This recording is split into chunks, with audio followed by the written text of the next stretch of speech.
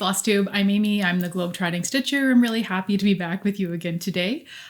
We hope that you have all been well. We've had a little bit of a longer gap since the last time we filmed because as we warned you, I had a rather unexpected work trip that came up. So holy cow, you guys, it's just been so busy. And I knew this was going to be a busy season, but like it's been a busy season. And I think to some degree that's been reflected in the stitching. I've made progress, but on several of the things you'll see today, not as much progress as I would like, but I'm getting ahead of myself. So welcome. If this is your first time visiting our channel, we hope that you enjoy seeing all the projects that we're working on and hearing about the things that we're up to. And if you're a returning friend and subscriber, welcome back. Thank you so much for sharing some of your time with us every couple of weeks. We really do appreciate it and love interacting with you in the comments section. So we've been getting like a couple of life things and then I'll get right into the stitching. Aside from the fact that it's just been a super busy season work-wise for me, we've been having a bit of the snowy weather or the winter weather here. February is always like our probably most wintry month in our area.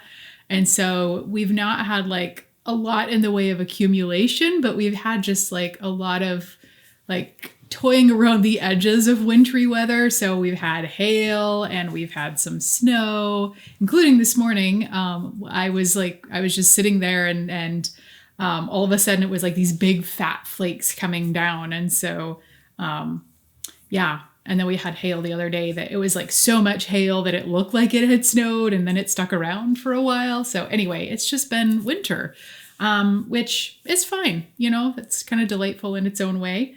Other than that, we're doing well. The dogs are both, it seems like they're both fully recovered and back to good health. So that's really good.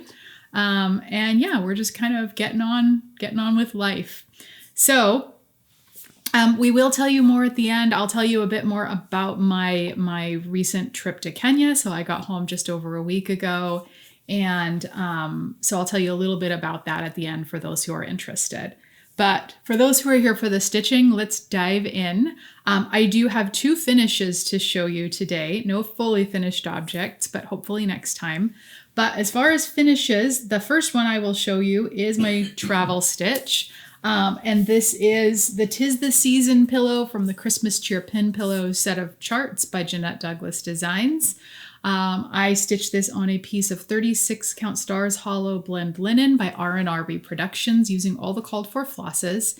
And this is the final pillow. So there are 6 pillows in this chart pack. I have already stitched the 5 of them. So this was the last one. So I am finally finished with this, this set of pillows and this whole chart, which I'm excited about. I'm excited to move on to something else. So the last time you saw this design, I was closing in on a finish and I had said, you know, with this trip coming up, I thought I would probably get it over the finish line. And indeed I did. So when you saw it the last time, I had stitched a good chunk of the borders. I was almost done stitching all of the words. And I had started stitching the first of the 2 snowshoes on the design. So let me show you what the finished piece looks like. So here's how it is all stitched up. And I think it turned out really pretty. The one thing I will say about this piece is I know that these 2 elements here are meant to be snowshoes, but every time I look at them, all I see is like those macrame plant hangers that people used to hang from their ceilings in the 70s. That's just what they look like to me, even though I know they are snowshoes. So that always kind of makes me laugh when I look at this design. But other than that, I think well, not other than, but just interestingly, anyway, it's all done and it's very pretty and I like it. So this will go in the pile. I have a bit of a backlog of things that need to be turned into pillows that have not been sewn into pillows yet. So that is on my kind of more immediate radar of tasks that I need to get on. But I'll talk about that here in a little bit. So anyway, there we are. The last of the 6 Christmas Cheer Pin Pillows by Jeanette Douglas Designs. And really enjoyed this. This one stitched up quite quickly and I'm happy to have this one finished. Okay. So as I said, I had 2 finishes. And the second finish, sorry, give me a second here. I'm trying to do this without wrinkling what I have ironed. So the second finish is my seasonal design that I've been stitching for a bit. So if you've been around, you've seen me working on Joyful Song by Samplers Not Forgotten. And I stitched this on a piece of cream and sugar linen by 36 count cream and sugar linen by Fiber on a Whim, and largely used the called for flosses on this. So the last time you saw this, I again was closing in on a finish and had said that I was gonna, I was hoping that I would be able to finish it. I had stitched the entire right side of the design. I had finished all of the borders and stitched in all of the grass along the bottom. I'd done quite a bit of the fill-in on the house and was working my way down with like the vine and some of the elements on the left-hand side of the piece. So here's how it looks now.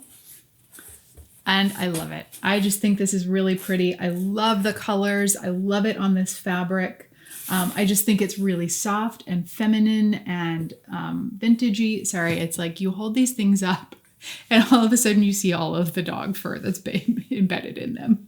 So a little more work to do on that. But at any rate, I think this turned out really, really pretty. I did take it with me as well on this trip to Kenya. And as I had mentioned in our last video, I had a feeling that just the way that things have been and all because it's such a busy time at work, I was pretty sure I was going to have limited stitching time, and that it was in fact the case. I spent a lot of time, working in the evenings after my meetings had ended to stay up on things that I needed to stay up on. So it did, this is something that I probably would normally have finished off quite quickly, but it took me the whole time I was there to kind of get the last few stitches in. But I am quite happy with it. I think it's really beautiful. And I'm going to start looking for a frame to put this in.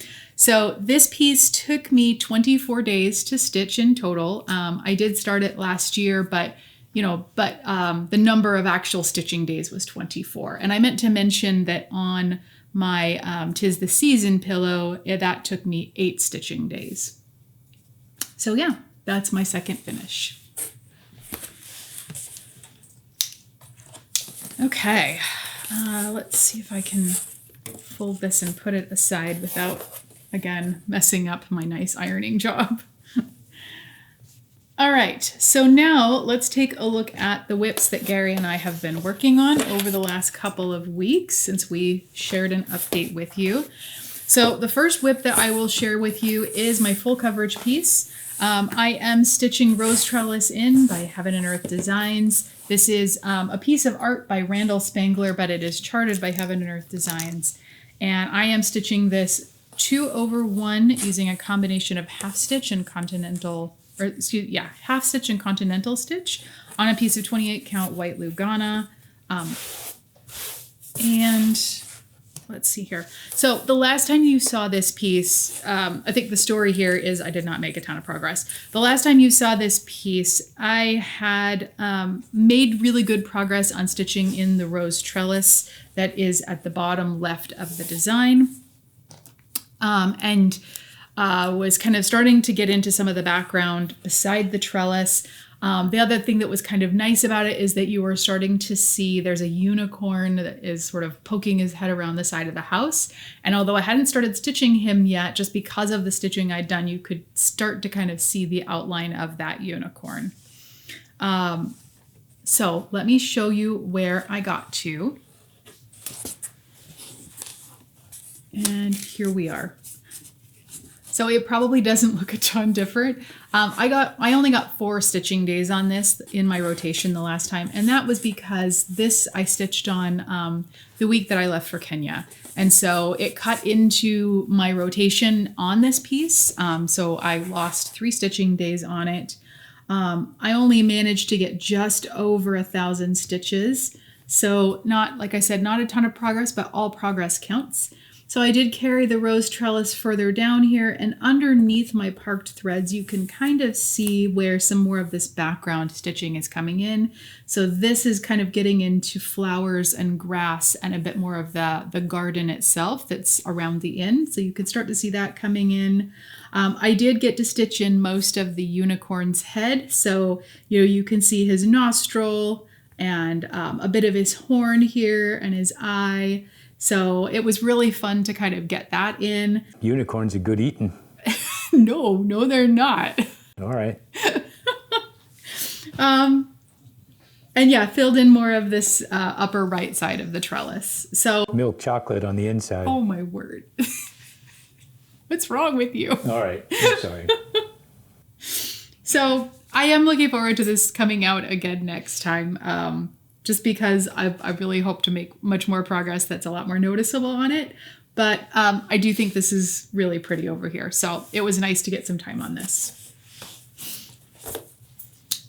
Since you are so interested in telling us about the unicorns, Gary, perhaps it's a good time to go to you and let you talk about your project that you've been working on. Perhaps it is. Perhaps it is. All right. Well, the project I'm working on is... it's called Louis Armstrong. It's by Stitching Jewels Designs, and it's on 16 count white Aida with black DMC. I was going to say DRC, but that's not right.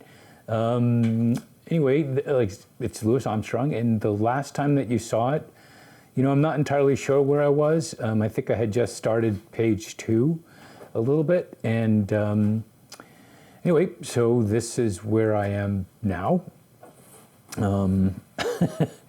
It's hard to tell. Well, it's not hard to tell. I'll open it up and take a picture of it. But if you just look at it this way, it's really hard to tell if any progress was made or not.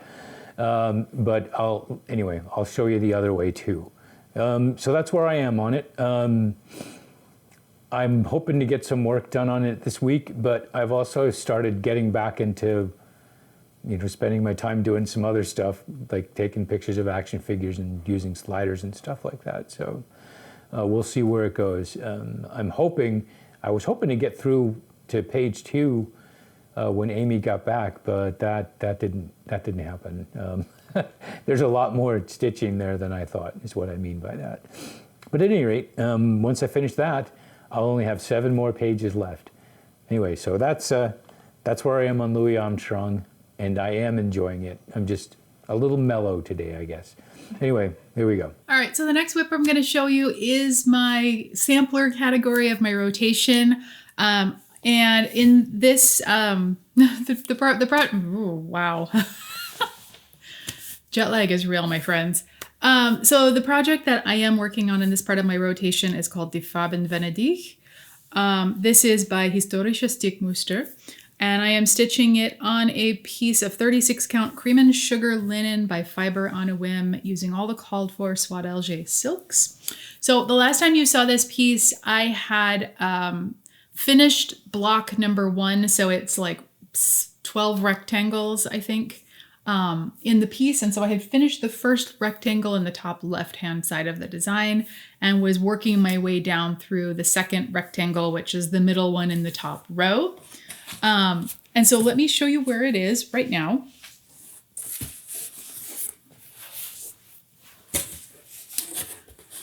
So as you can see, I have now finished the middle rectangle and moved on and started working on the rectangle on the far right. So the third of 12.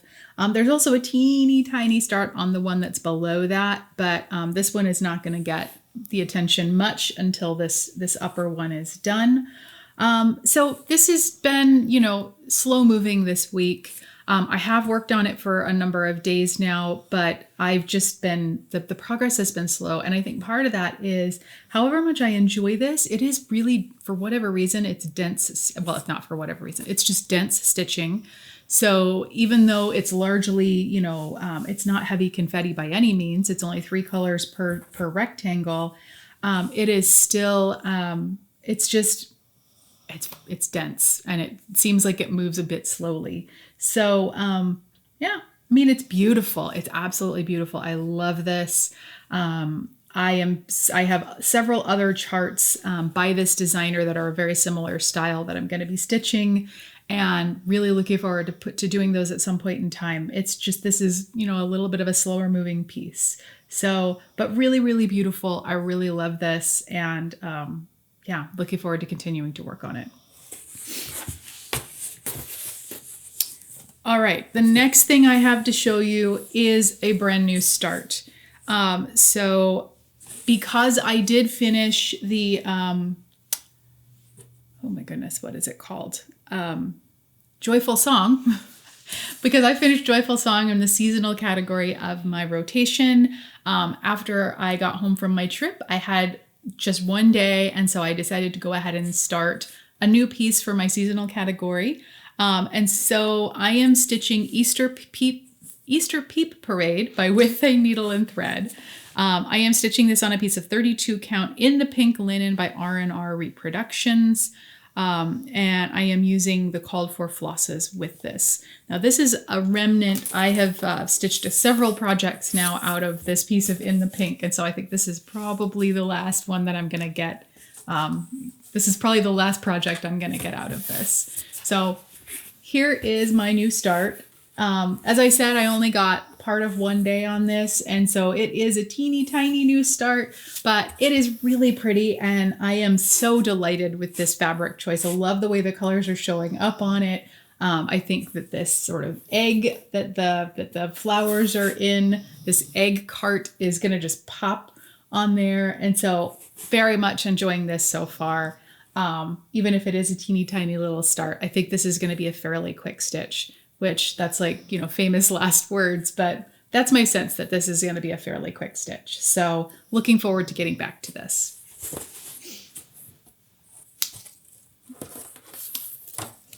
And that is all of the stitching I have to show you.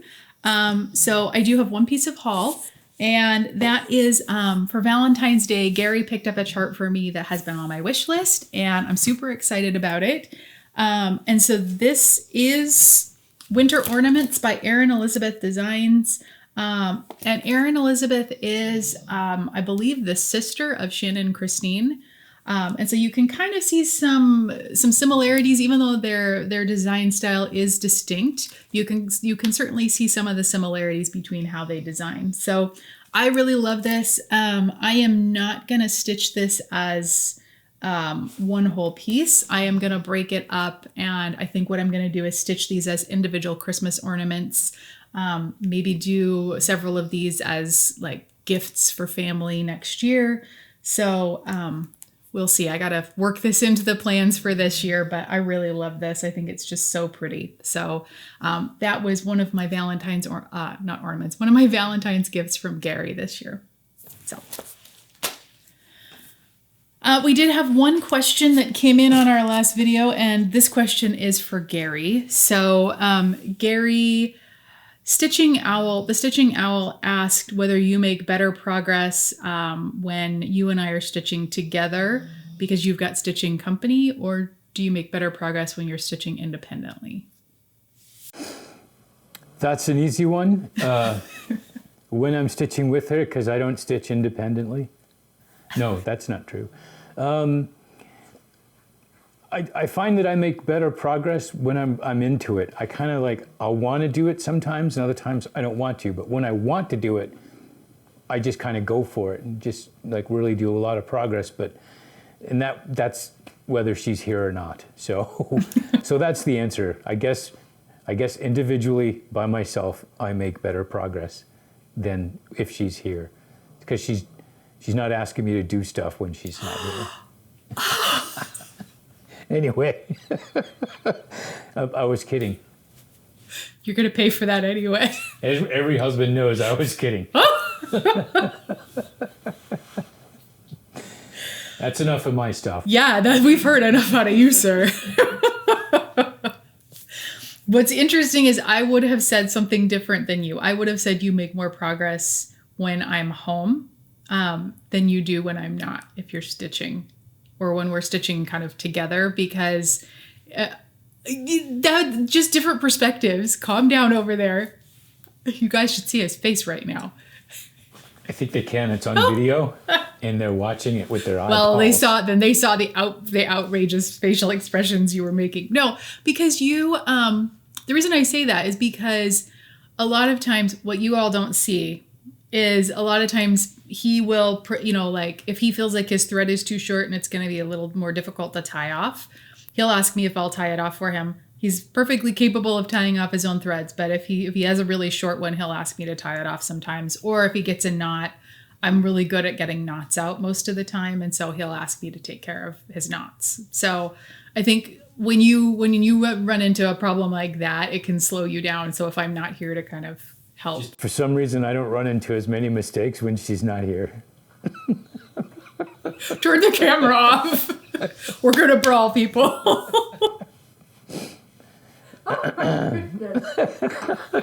You're moving on. No pressure. No pressure. Also, just for the record, that's the action figures over there. They're McFarlane figures, and it's the Signal, Steel, and a Robin variant. Just so we know. Good. Okay, so I'm going to talk really quickly about what our stitching plans are for the next couple of weeks. And then for those of you that are not interested in hearing about my trip to Kenya and seeing some photos, that'll be a great stopping off point. And those of you who are interested in seeing, please feel free to stick around. So as far as stitching plans, I am going to spend one more day working on De Farben Venedig and see how much progress I can make on that. And then I'm kind of switching a few things around in my rotation. This next week, I'm getting to the end of what has been a very, very busy season with very long hours at work. But I'm hosting a big delegation here in Seattle this week for some meetings and some important conversations. And so there's just been a ton of planning and preparation that has had to go into that. So once that visit is over, I'm just going to go back to like a normal level of busy. But because I have to actually be in Seattle at the office and, hosting, I'm going to be away from home for the week. And so I am moving some things around in what I'm going to stitch to kind of take something that's going to be easier to work on if I have time. So I am going to take Easter Peep Parade with me. So I will be working on that this next week. And then after that, I'm going to go back to stitching my fancy lady, Rose of Sharon.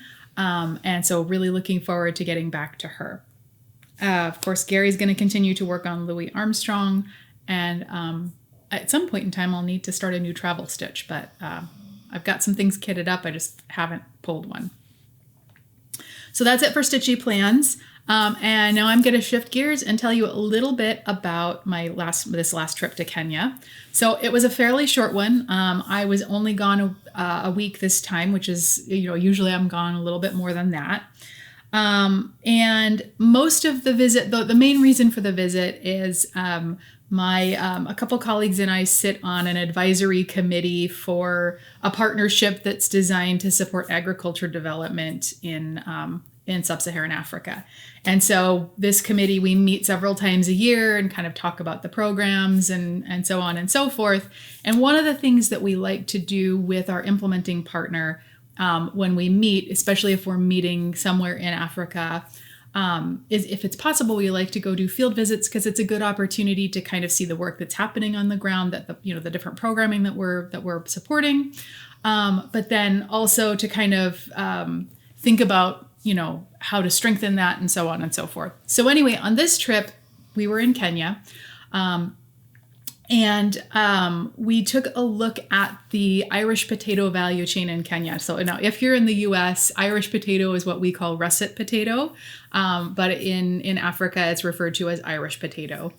And so we looked at different points within the Irish potato value chain in Kenya and went to a couple different facilities. So we started off by visiting a couple of farmers who are growing Irish potatoes and got to kind of see what's going on in their fields, see the other crops that they're growing, and talk with them about the challenges that they're having with potatoes.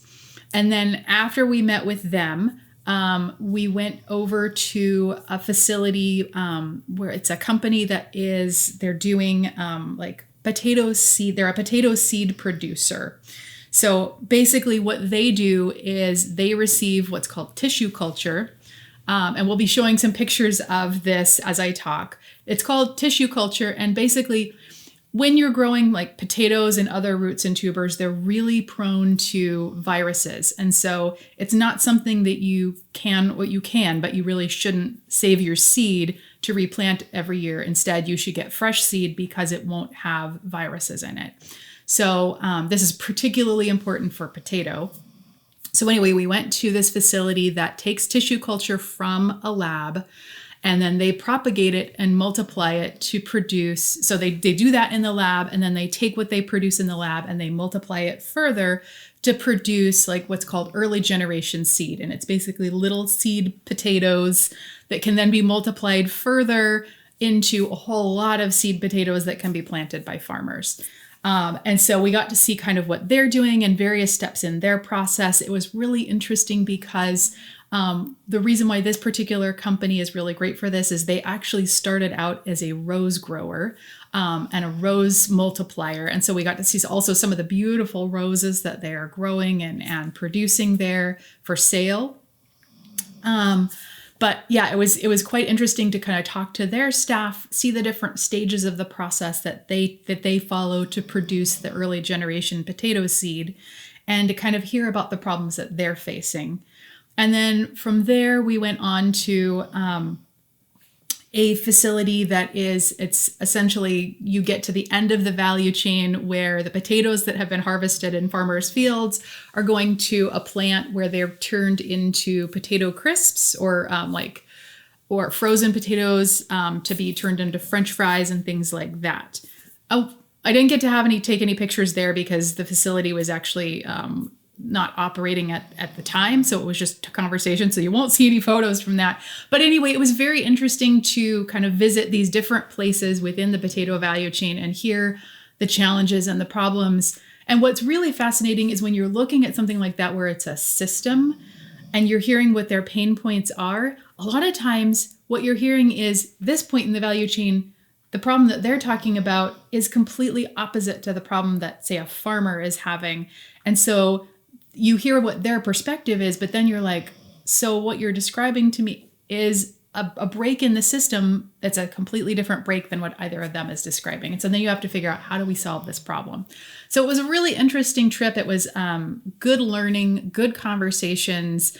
And I think we have some interesting things to explore to kind of help support that system over the next couple of years and see if we can get it operating more efficiently for farmers and producers and just people in Kenya generally who like to eat potatoes. So anyway, I won't continue talking about that. A couple of really interesting things that I saw. So I saw something, and this was at the seed growing facility. I've never seen this before, but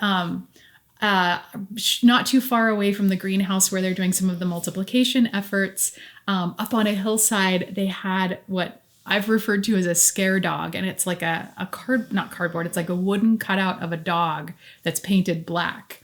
And I was like, is that what is that? And it turns out that this facility has a problem with keeping monkeys out of the facility, and the monkeys will come in and they'll kind of like wreak havoc on different parts of the facility. So they've put up, it's essentially like in the US, what we would call a scarecrow, but it's like a scare dog to scare away the monkeys. And apparently it works really well. So that was really interesting. I've never seen that anywhere before. And it was just kind of like, we were all fascinated by that.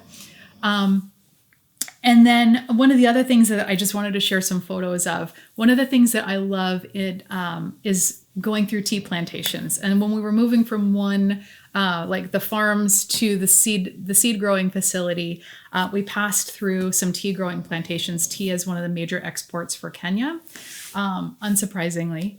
And so I just wanted to show you some pictures of what tea plantations look like because they're really beautiful. So wanted to share those just because I love them. So I think that kind of does it for us. I don't really have a whole lot more to share with you about my trip, so I think we're going to wrap it up today. But thank you so much for coming to spend time with us. I hope that you enjoyed seeing our stitching. I hope you enjoyed hearing a little bit about what I was looking at on this most recent trip. And yeah, if you like this video, I do hope you'll give it a thumbs up. If you're not a subscriber, I hope you'll consider subscribing. Please feel free to leave a comment, ask a question. We try to answer all the questions that we get. You can, oh my goodness, you can follow me between videos on Instagram. I'm globetrotting_stitcher. And you can send us emails to globetrottingstitcher@gmail.com. So with that, take care, be well, and we will see you in a few weeks. Bye-bye.